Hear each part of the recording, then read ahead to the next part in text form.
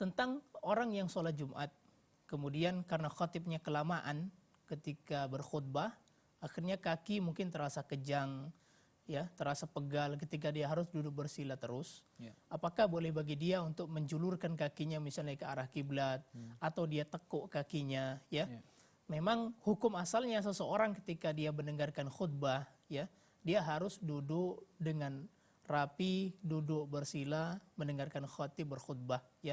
Tetapi dalam kondisi kita misalnya kaki terasa pegal, di mana kita harus merubah posisi duduk kita, atau dari kaki yang awalnya dilipat, kemudian kaki tersebut dijulurkan, maka itu tidak mengapa, ya. Bagaimana kalau dijulurkan ke arah kiblat, maka tetap saja diperbolehkan.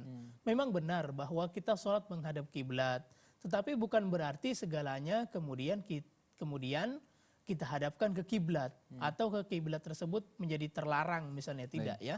Baik. Memang benar bahwa ketika sholat kita menghadap kiblat, kemudian ketika buang air besar tidak boleh menghadap kiblat, Baik. buang air kecil tidak boleh menghadap kiblat, ya.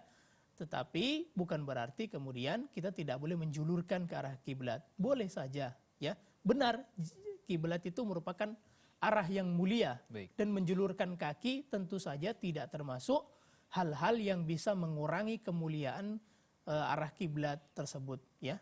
Jadi boleh saja dilakukan, tetapi tentu saja harus diperhatikan juga jangan terlalu lama menjulurkan kaki tersebut, Ya. sehingga bisa merusak pandangan orang-orang. Kalau orang yang lain misalnya duduknya pada rapi, kita sendiri yang menjulurkan kaki, tentu saja orang akan memandang, wah ini Tidak sopan. tidak beradab gitu. Jadi kita sekedarnya setelah nanti sudah reda misalnya pegalnya, Ya. maka kita kembali ke posisi yang semula. Wallahu ta'ala.